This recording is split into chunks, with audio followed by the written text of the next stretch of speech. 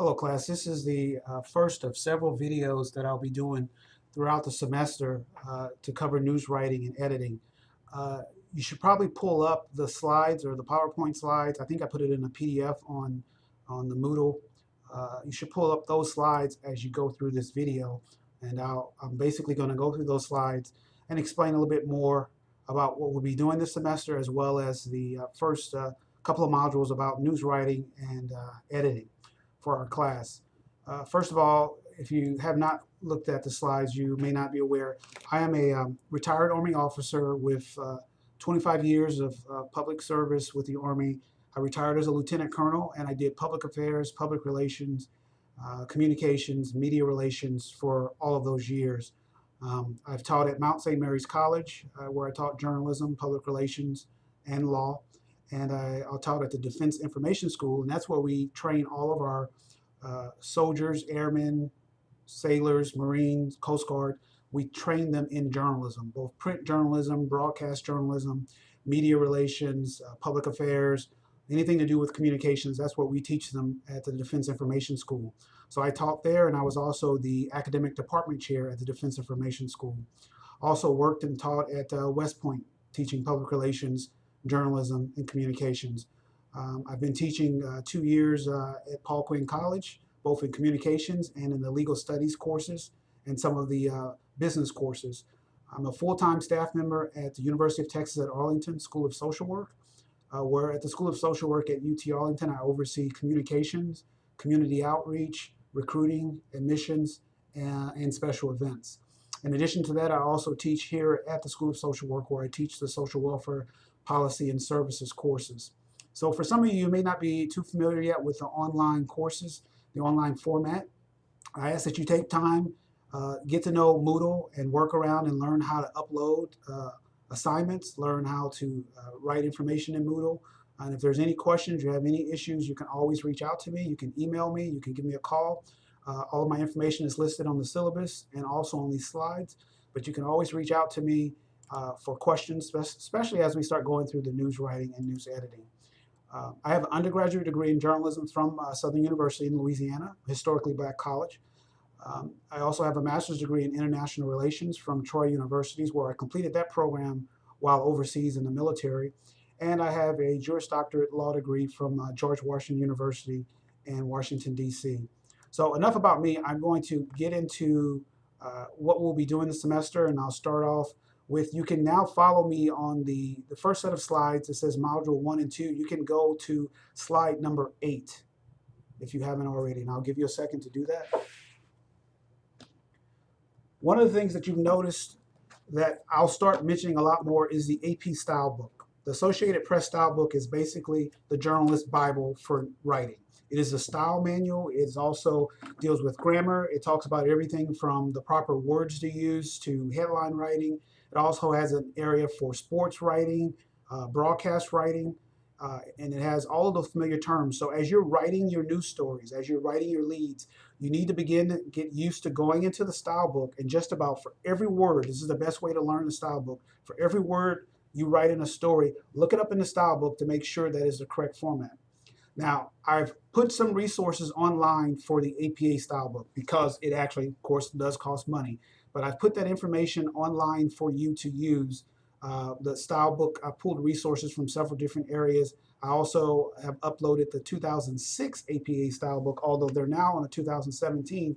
But for most what you'll need for this class, the 2006 AP style book should be enough for you. If there's any additional questions that come up with that, I can work with you on that. But you should also start now getting familiar with the AP style book.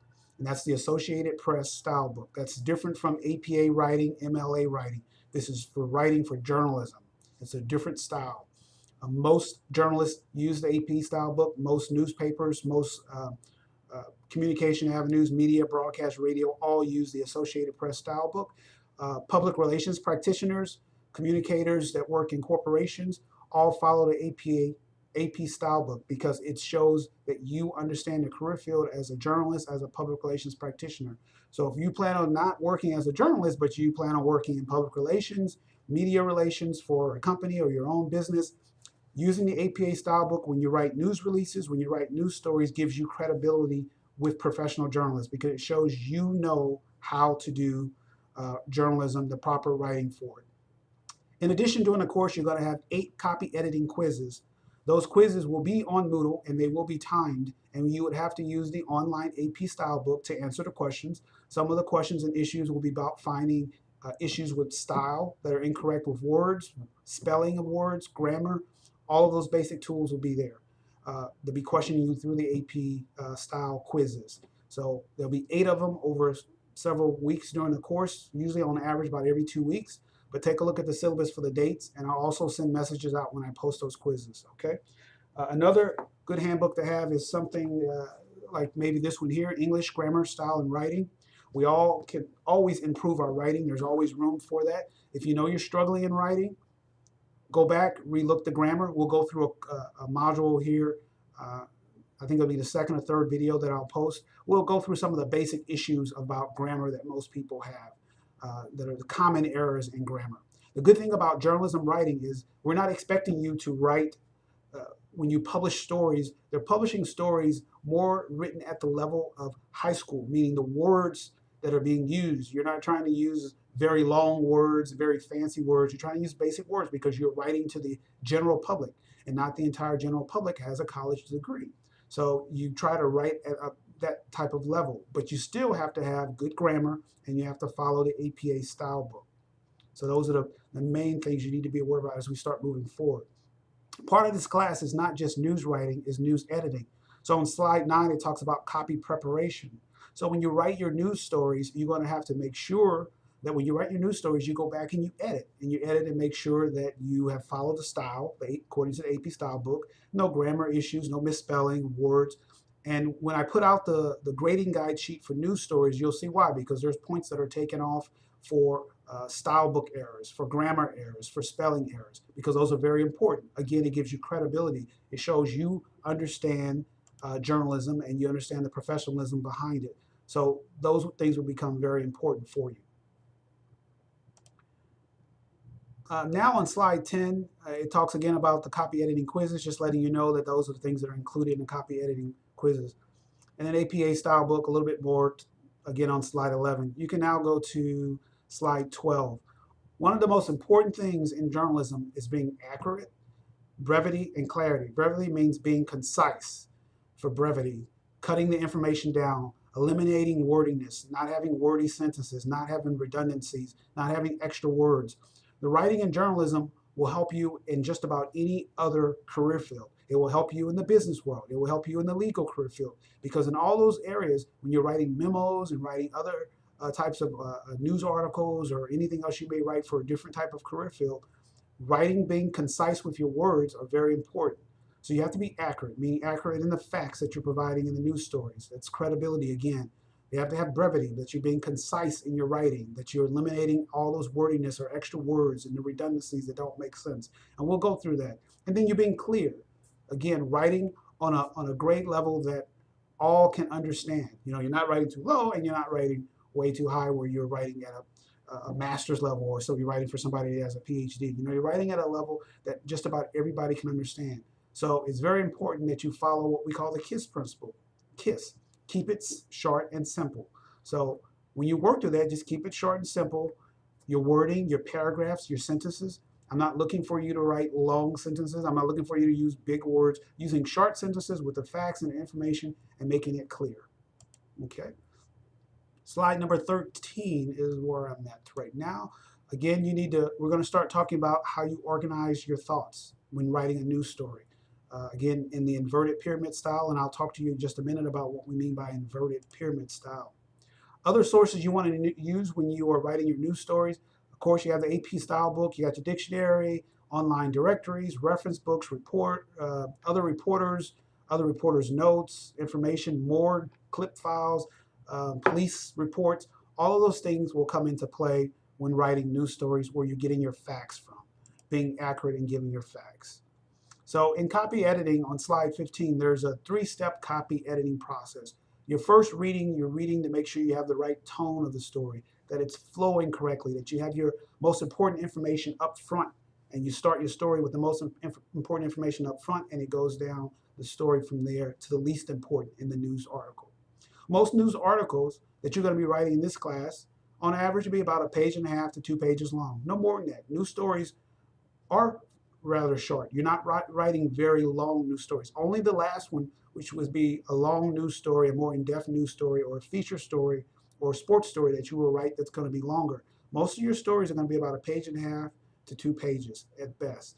And the most important things we're going to be looking for is that first, second, third paragraphs. Make sure you have the right order and the right information. So your first reading, you want to look at the tone of the story. The second reading, you're going to start looking for errors. You're going to correct any errors that you may have, both from APA style, grammar, wordiness, things like that. And then your third reading of your story or article is about polishing the story to make sure it flows, makes sense, the words you're using. It flows from one paragraph to the other, and you're covering all the information. In the back of the style book, you'll find a page where it lists copy editing symbols. Typically, in a face-to-face class, you could turn in your hard copy of your news story, and you literally, especially in several years back in the olden days, you want to look at it that way, you could actually put the editing symbols on the news article. So you're turning it into your editor, but you could actually use the symbols in the copy editing symbols right on the copy that you turn in. So there's certain symbols that we use. So when I correct your news stories and news articles and your leads and everything that you write, I'm going to be using those copy editing symbols. So you want to look into your style book near the end, and it will list all of the different types of symbols for what things should be edited. I also have a resource online that you can take a look at too that I posted on Moodle, which are the common editing symbols that we use for copy editing. Now I'm going to slide 17. I'm trying to move as quickly as I can to cover all of the material so the video is not that long. The nature of news. One of the important things you have to understand about why news stations, the news reporters, and the media, why do they cover certain things? You have to have certain elements. You have the news value, what's important. So there's certain things that we look for in the news world, and certain things that you're going to look for in what's news. You have to look at things that have a consequence. Is it educating? Is it informing? Is it important to the public? Does it have some type of social importance? Is it interesting? Is it entertaining? Of course, if you're writing things that are not interesting or entertaining, or people really clearly understand, then you're not going to be able to get your information across anyway. So it's always important that you're looking at the type of stories that people are interested in. News is about something timeliness that's current, has to be fresh, original. That's where the new comes in news. So if you're writing something like a crime story and someone was caught robbing a house, and you got the police report and you're writing up the news story and everything, well, obviously, if you don't get that news story out and published within a certain amount of time, it's going to no longer be fresh and current. You can't have a news story and spend a week, and a week later you have the paper and a news story and it goes to print talking about someone's house that was robbed 7 days before. It's not fresh anymore. In fact, other things probably have happened since then. Heck, the person could have been charged, and the charges could have been dropped because they could have found out that the person was improperly arrested, or that he wasn't really robbing the house because it was his house. So you have to be able to get news stories out fast. It has to be current, it has to be fresh. Oftentimes news is about proximity, local, that you're connected to it. Like with the hurricane that's going on in Houston, Hurricane Harvey. That is something that's happening now. So individuals you have news reporters out there trying to get the information now. A lot of those are local reporters, but it's proximity. It's about local issues in news. Also in news, you look for things that are prominent, concerns, things with people that are famous. As you know, famous people drive the news. So deciding what news really is, with slide 21, it's also about the surprise effect. What effect does it have on me? What effect does it have on other people? And the secrecy behind it. So those are things that you look for in big news. Is there issues of conflict? Are there some mistakes that happen? There's an accident, an incident. Is that something that you have that your editor, a perspective that your editor may have? Those are things that that may be looking for. So, and then the next slide, you look at other things. So the thing we talk about often in news stories, if it's something about some of the bigger sins when it comes to the thou shalt not kill, thou shalt not commit adultery. Those are issues that become present in news. Those are the top news things when those types of major sin are committed. So, for example, a lightning kills an airman. And I had that in one of the slides. I had it in slide 25. So that's an effect. There's something happened. It affected an issue. So that's one area that could be looked at as a news story. Proximity. You're looking at storms that are taking out electricity and power on slide 26. So it's proximity. Other examples, the effect of what's happening in that particular photo on slide 27, where people are returning home from a military deployment. So there's an emotional, the effect of it, AFFECT, which deals with your emotions and your feelings of the effect. EFFECT is more so dealing with the effects of things that are non-tangible. So with conflict, those are issues that are as well. Surprise, okay, an alligator in the middle of your road or in your swimming pool, that can be a surprise. An alligator in the swamps of Florida, not much big of a surprise. Something that's an oddity. Those things are issues.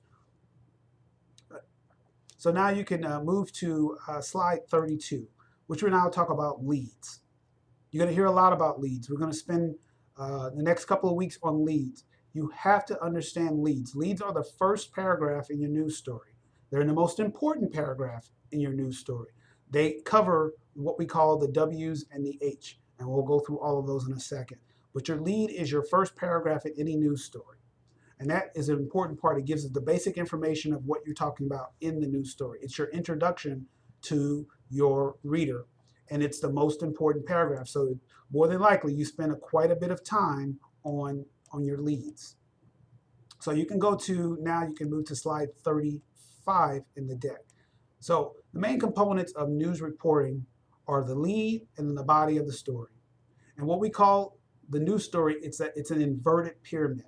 So instead of the pyramid being this way, it's upside down. So the most important information, all the facts are at the top of the story. And as you write the story, the body, and you keep writing to the end, the least important information is at the end.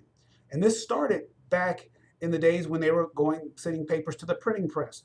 When the editor didn't know for sure when he's laying out the paper and he runs out of space, he can cut your story. And they can always cut it from the bottom and not have to dig through the story to take out this paragraph, that paragraph, because you've been trained as a reporter, as a journalist, to write the most important information up front to the least important. So the editor could go right in and just cut off the last two paragraphs, and it still shouldn't affect most of the news story. So we write in an inverted pyramid style. This is different from where you're writing for a report or English writing for in English or composition, or you're writing a report for a class, or you're writing a dissertation or a thesis or a long research paper. Those you may start with an introduction, you have a conclusion. Sometimes your conclusion kind of wraps up everything, and sometimes the meat of the information is in the middle of your research paper, sometimes it's at the end. It's not like storytelling where you have a climax as you go all the way up and then you wait to the end because you're trying to hold the reader to the end. We don't do that in news writing. We don't hold the reader to the end of the story because, as you know, you will lose most people anyway in the first few paragraphs of a story. And so the ideal is you want to get the information across to them quickly as possible. So we put it into an inverted pyramid style where the lead is at the top. The most important information is at the top in the first paragraph, the second paragraph of the story. The first paragraph is considered the lead. The second paragraph is considered the bridge because you bridge to the rest of the body of the story. So on slide 37, you see the inverted pyramid. So your lead is your main information up front. You front load all of your facts in your story up front, and you go from the most important to the least important. So you go from your lead, first paragraph, your bridge, second paragraph, and you go to the rest of your story, which is your body. I will upload some resources that literally break down the sections of a news story, and all you're doing is taking the facts and information and plugging it in to this as a puzzle. News reporting and writing is similar to putting pieces of a puzzle together, but in this way, it follows a format. So it's not necessarily the art. It's more of a science. It's actually going through a process and putting information in, the facts up front, and then you do a bridge, which is the second paragraph, then a quote, then another story, a paragraph you write, and you just take it from there. It's an actual flowing process. You can just plug and play into your news stories. So another reason that you can go to slide 38 with the inverted pyramid, you want to put the most important information up front. Your body has crucial information, and then the tail of the story has extra information. It may not be the most important information. You don't want to put the facts of the story. There's someone's robbing several houses, and you put the description of the suspect at the end of the story. No, that probably be somewhere near the top. May not be necessarily be in the lead. It may, depending on how the story goes. But that information will be further up. You wouldn't put it at the tail end of the story.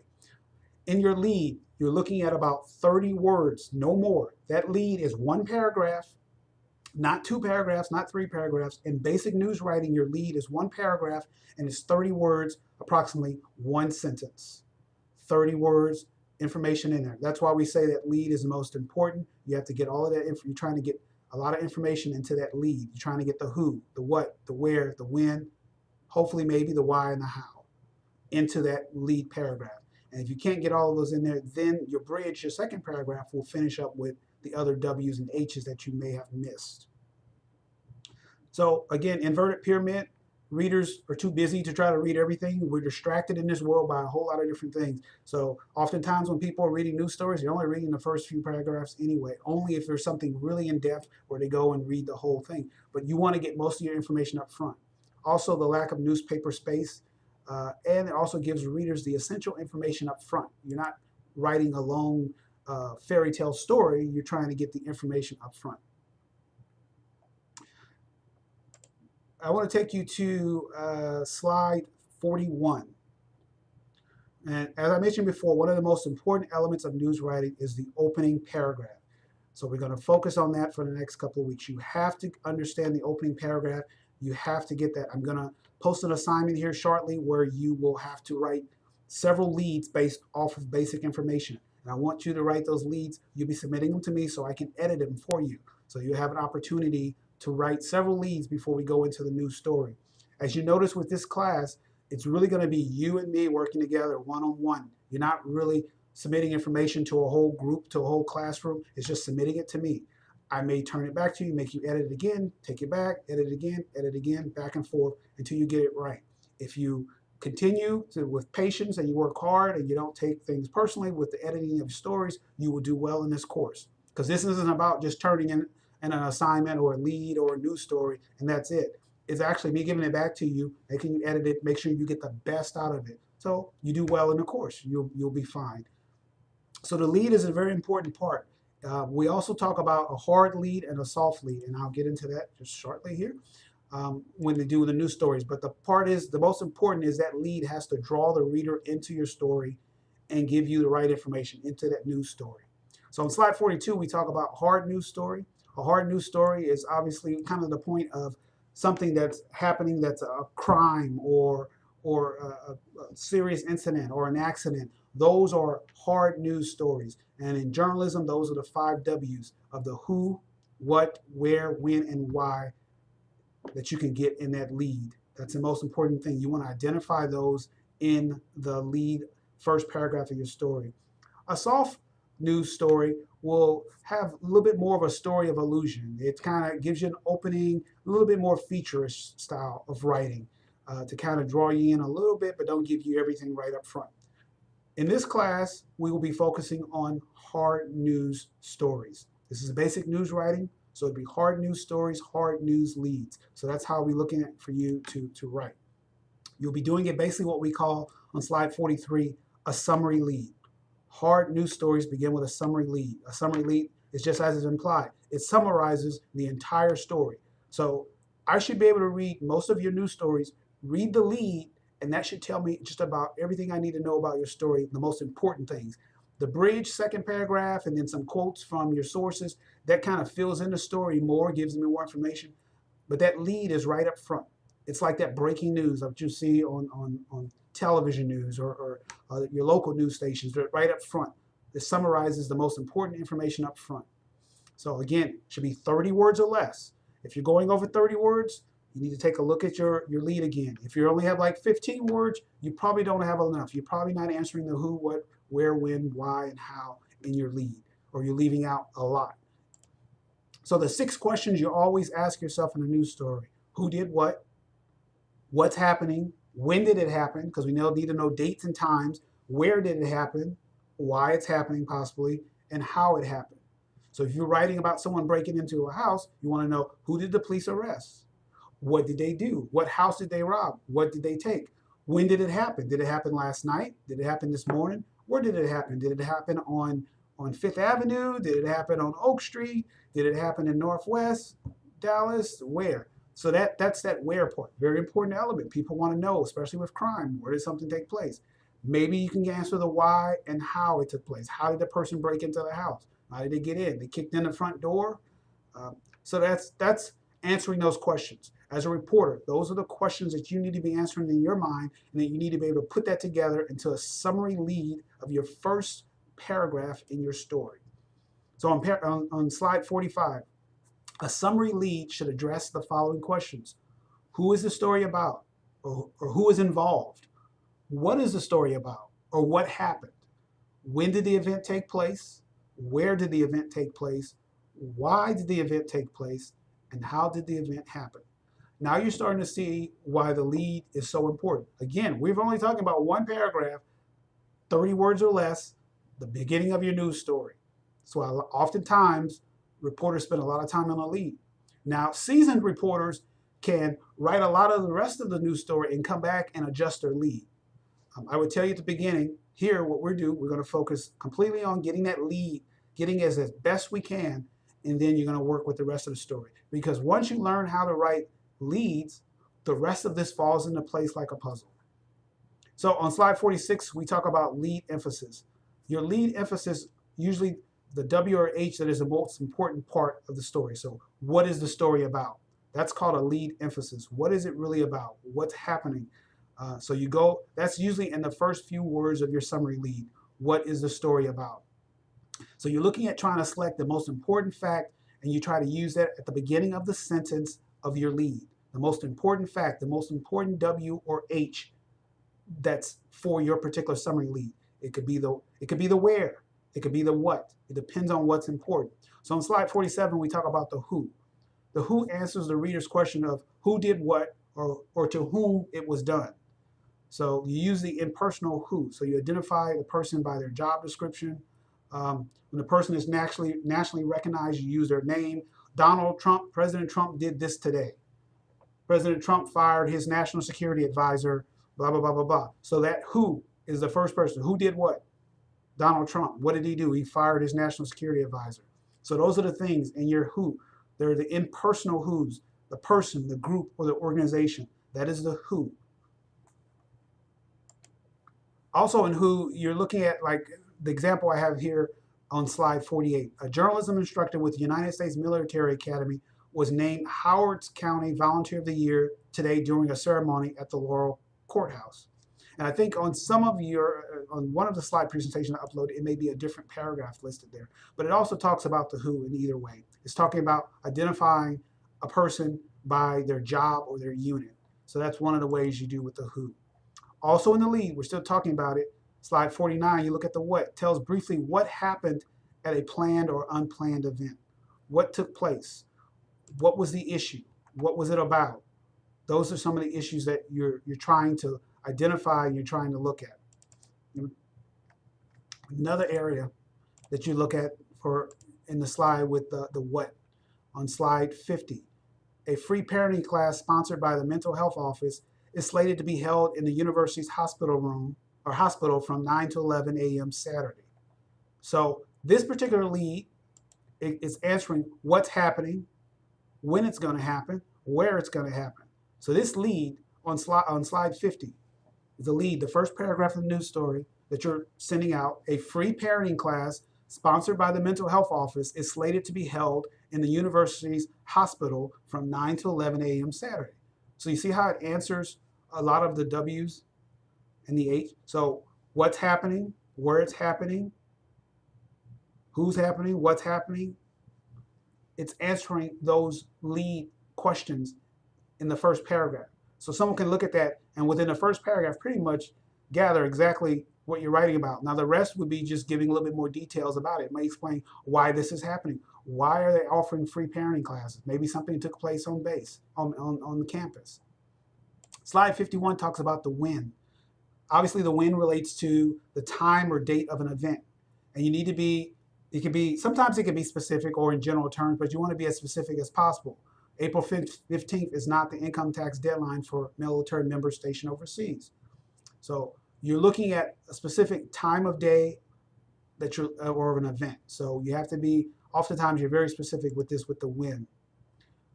In news stories, we do not write yesterday, tomorrow, next, or last. So in your news stories, do not say, do not use the when of tomorrow this will happen. You'll say on Tuesday this will happen, or on June 5th this took place.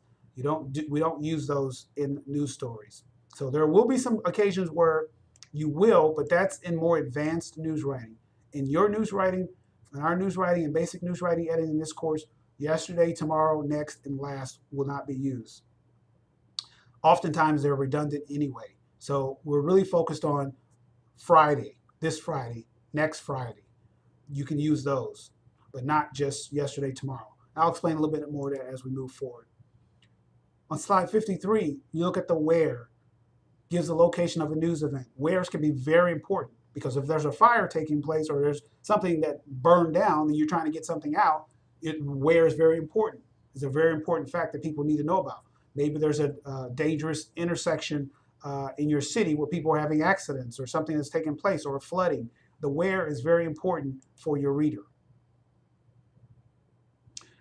One of the things you need to note on slide 54, more often than not, the where would not be your lead emphasis, meaning that's probably not where you will start off in the lead paragraph. It's usually not the where. It's usually the who or the what. But sometimes it will be, but rarely ever is the where the first few words of your sentence. So it's usually answered a little bit later in the news story, or in the lead. I'm sorry, a little bit further in the lead. Then in slide 55, we look at the why, the cause of the event. Why did it happen? Why did the structure burn down? Sometimes whys can be, it's hard to answer initially, like if you're writing a news accident story and you're just getting out that the airplane crashed, you probably don't know the why at that point. So that's understandable. Sometimes it can be implied, but usually you won't know the exact why a plane crashed on the day that it crashed. Unless you've received some information right away where the government or the authorities have determined immediately that it's about terrorism, then that might be a why that could be used. Also on slide 56, it talks about sometimes the why is unavailable, but it's implied. 7 prisoners escaped from the Jessup prison today by tunneling under the fence. So on slide 56, we kind of know why they're escaping from prison. We kind of know why they did it. Slide 57 talks about the how. It relates to the circumstances or manner in which something happened or was accomplished. Using the Heimlich maneuver, a policeman saved a choking student today at the Paul Quinn College soccer field. So the how. How did he do it? How did he do it? He used the Heimlich maneuver to save a choking student. So that's how you can use a how in your lead. So on slide 58, to summarize, your lead, a summary lead, must at least answer the who, what, when, and where. Sometimes implied is okay, but at a basic minimum, your summary lead in just about every case for hard news stories that you're writing in this class should be the who, what, when, and where in your lead at a minimum. If you have room in your 30 words or less, it can also answer the W's and the H of the story, the why and the how. So again, your leads are 1-sentence paragraphs, 30 words or less. We're writing in the inverted pyramid style, the most important information up front. Then you go to your bridge, the body of your story, and the end of your story. So your lead is the first paragraph. Your leads usually are not a quote. There's rare occasions that's more in advanced news writing where your lead starts off as a quote. Your lead is not a quote. It is a sentence that you write. You're not quoting anyone else.